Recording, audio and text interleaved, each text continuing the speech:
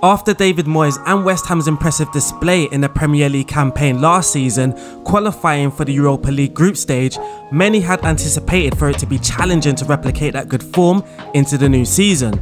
Nevertheless, West Ham have started the new season very strongly. So far, West Ham are sitting on top of the XG table with 8.15 expected goals, scoring 10 goals, which is the joint most so far.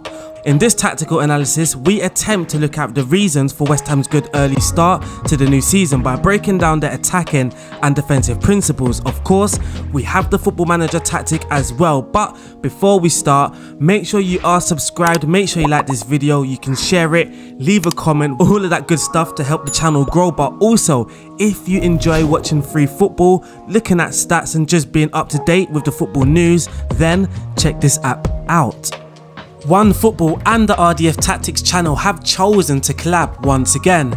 Downloading this app would help this channel out in many ways, but why exactly should you download it? The OneFootball app is an excellent app for football fans. It's the best place to check recent news, legally watch matches, yes, for free, and you can follow your team and be notified when something major happens.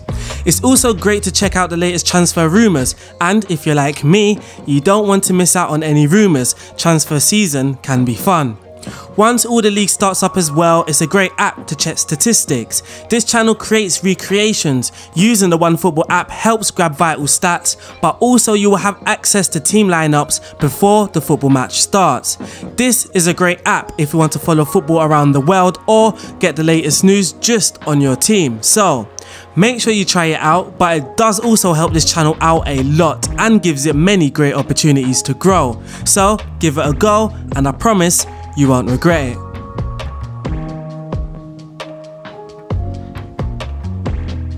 So far, in all of the 3 games that West Ham have featured in, they have started in their trusted 4-2-3-1 formation. Their team selection has been very consistent too, with no changes to the starting lineup in any of the games. From goal kicks, West Ham's passing directness ranges from short to long when they are trying to transition from the early build-up stage to creation, but have often used the medium to long range passing, which suits their direct playing style. Whenever the goalkeeper is in possession, the 2 central defenders will drop deep to offer themselves as an option unless the goalkeeper signals his defence to push up for a longer kick. If the opponents look to engage with 2 attackers, West Ham will use a 2+1 shape, and if the opponents pressed with 3 attackers, West Ham would form a 3+1 shape with Rice dropping into the defence line and Souček offering himself as the 1. Generally though, West Ham tend to take the more direct approach. The Hammers look to get the ball forward efficiently by using width and the fullbacks to do so. When looking at the passing links from their most recent game against Crystal Palace, we can see how heavily involved the wide men were, especially the fullbacks Cresswell and Coufal, and how often the deep central players look to get the ball out wide. It is no surprise that per 90, both of the fullbacks have the most touches of the ball for West Ham, with Cresswell getting 8.1 touches per 90 and Coufal getting 78. Also note that most of these touches received are between the mid and the attacking third. Working the ball out wide is an attempt to break the opposition's narrow defensive structure, as it forces the defending wide player to leave their position to engage in West Ham's wide player on the ball. When this happens, this can create space for a West Ham attacker to sprint into the open channel, and this is how West Ham like to progress play into their creative stage. Once West Ham have progressed the ball into the creative phase, they look to create chances by getting the ball into the box early as possible. Often, this results in West Ham sending in a large number of early crosses to take advantage of the aerial ability that Antonio and Souček possess. West Ham's attacking shape does not change much from the 4-2-3-1, but we do see Souček breaking forward from his central position often to get inside the box when the ball is worked out wide. Though, West Ham make sure they have a good rest defence set up in order to prevent counter-attacks. Moreover, we also see the 2 wingers drift inside whilst the fullbacks occupy the wide flanks, but the wingers drifting inside is not exclusive, as at times, to work space for a cross, the wingers and fullbacks may attempt to create an overload on the defending wide player. So it should come as no surprise to see that West Ham have attempted the 3rd most crosses per 90 so far with 21.34, with the fullbacks Coufal being the largest contributor. West Ham's attacking display so far has been imposing, and the Player of the Month nominee Antonio has played a significant role, contributing to 7 goals so far in just 3 games, 4 goals and 3 assists. The Hammers have had the most touches inside the penalty area whilst also topping the XG chart, a clear indication that West Ham have opted for a positive approach. Before analysing West Ham's defensive work, it is essential to note that West Ham are a counter-attacking side.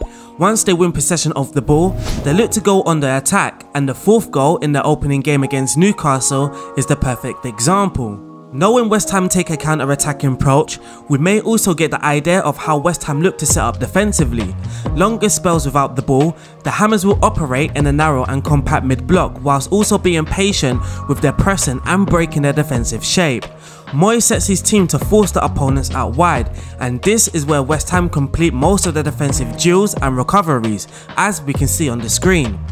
Defending narrowly and actively forcing your opponents out wide cuts off access to the opponent's central players, making it difficult to be broken down, and to achieve this, careful body positioning will need to be utilised. When the opponents are playing out from the back, West Ham are happy to allow the building team to have the ball, as Moyes' team will focus on carefully positioning themselves to cut off central passing lanes. This is how they get their opponents to play out wide due to the lack of options, and West Ham will use the pass out wide as their pressing trigger. In this scenario, Leicester could not work the ball due to West Ham's block, so in an attempt to receive the ball, Youri Tielemans drops deep into the right half space. Daniel Amate's body positioning has already given away the direction of the pass, but as soon as the ball has left his foot to play the pass, we can see West Ham's press now triggered. The wide pass was an invitation for both Antonio and Benrahma to press more intensely. This principle has remained the same, defending deep in their half, trying to force the opponents away from the goal and danger. The Hammers have done this effectively, and they have been defensively solid in the opening 3 games. Lastly, upon losing the ball, Moyes' side will collapse in their transition, meaning they look to go back to their defensive shape rather than counter-pressing, trying to win the ball back soon after losing it. West Ham's PPDA is at around the league's average of 12.6, further proving their pressing approach, not intensely pressing nor sitting back and inviting too much pressure from all areas of the pitch. But unfortunately, that wraps up the tactical analysis. We are now going to go into Football Manager to look at the tactic. This analysis was written on EPL Analysis by me as well, so make sure you go and check out the site. The link is in the description below. But now let's go into Football Manager. So here we are in Football Manager with the David Moyes tactic as well. So it's a 4-2-3-1 of course, and we're going to go through the team instructions, the player roles and instructions before lastly looking at the results. So we're going to start off with the tactic in possession. The mentality is on positive because so far West Ham have taken a more positive approach. The attacking width is set to fairly wide. For the approach play, we don't really have any instructions. The passing directness is set to standard, which is fairly direct with the more positive approach, and the tempo is set to slightly higher. But what we do have in the final third, we are going to be sending in floated crosses to try and take advantage of the aerial presence, mostly Mikel Antonio and Thomas Souček, and we are also going to hit early crosses. For the transition, when the possession has been lost, we are going to regroup, get back into our defensive positioning, and when the possession has been won, we are then going to look to hit the opponents on the counter attack. When the goalkeeper is in possession, he is going to distribute it to the fullbacks. We are going to start play out wide very early. Out of possession, we are going to be using a mid-block, a strict one as well. What you can do is shift the defensive line higher when you are playing opponents kind of the same reputation or below, but if you are playing against a higher reputation team, then I suggest you leave it at standard. For the defensive width, we are going to force the opponent out wide. For the marking and tackling, we are going to be using tighter marking, press more urgent, so when we have forced the opponents out wide, then we can use our press, and that is kind of our trigger, and then we are going to get stuck in. But that there is the team instructions. We are now going to move over to the player roles and their instructions. In goal, we are just using the standard goalkeeper for Lukasz Fabianski. Out on the left for the fullback on support, which is Aaron Cresswell. He's going to be crossing aimed to the centre, closing down more and tackling harder. For the right back, he's got the exact same instructions, but because he's attacking, he also has get further forward. In central defence, we have one ball playing defender, someone that can actually initiate our counter attacks, and his defensive partner is someone that is going to play a little bit more safe once he's in possession of the ball. In central midfield, we have a central midfielder with the defensive duty. This central midfielder will focus more on sitting deep and also setting the game's tempo, which for me is going to be Declan Rice. And his midfield partner is a box-to-box, a Thomas Souček, someone that's going to get further forward, which we've added in his instructions to try and get into the box and support that pressing forward.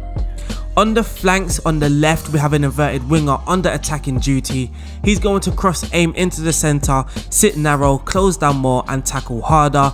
The right winger again has similar instructions, but because he's under supported duty, we had to add get further forward, and he also doesn't have sit narrower. In attacking midfield, we have the advanced playmaker under attacking duty, someone that can collect the ball and drive at the defensive, basically carry the team and create chances for us. Lastly, up top, we have the main man, the pressing forward, that Mikel Antonio role. We are using a pressing forward. Mikel Antonio is a very hard working striker, and to be fair, I don't really feel there is a perfect role for Mikel Antonio on Football Manager, but for me, the pressing forward under attacking duty is the closest that we can possibly get for the Jamaican international. But that there wraps up the tactic, the player roles and instructions. That is the RDF David Moyes setup. We are now going to check the results, see how well or how bad West Ham managed to do using this tactic. So, for the competitions in the Premier League, as you can see, we finished 4th. So we've played 38, won 25, drew 3, but lost 10, getting a points tally of 78. I mean, we're not actually that far off first, to be honest. We're only about 5 points away from winning the league, or 6 points I should say, from winning the league. That there is very good. In the Europa League, we were the runners up. We lost in the final to Napoli 2-0 in the final, and if we look at the match stats, I mean, it was fairly close. Maybe we didn't deserve to lose 2-0. I blame it on the fact that Football Manager puts us as the away side. But we did manage to win the FA Cup, so we did end the season with a trophy. We beat Brighton in the final. We won that 2-1, and I believe we won that game fairly comfortably. Well, not really that comfortable. The XG was fairly tight, but we did have more shots at goal, more on target. Brighton had more of the ball. And in the Carabao Cup, we got knocked out in the quarterfinal. So if we look at the stats for the goals, we scored the 4th most goals with 80 goals. For the most shots for, we came in 5th. For the fewest shots against, we came in 5th again. So we were very solid going forward, and we were also very solid defensively. For the best pass completion, we aren't in the top 8. That's because most likely we are trying to play more directly. And for the average possession, again, we aren't in the top 8. But we did win the most tackles, and by far as well. The mid block on this game actually gets you to win a lot of tackles. The mid block on Football Manager is actually not a very bad tactical idea whatsoever. For the most dribbles made, we are joint 4th with 140. For the clean sheets, we are joint 4th again. And for the viewers conceded, you guessed it, we are joint 4th. For the player stats, for the most goals, if we can see it, that's the appearances. For the most goals, Mikel Antonio 6 with 16 goals. Fairly good. For the most assists, Jared Bowen with 11. For the most shots for, we don't have anybody in the top 8. For the most man of the match awards, again, nobody in that top 8. For the most clean sheets, well, we don't have anybody in the top 8.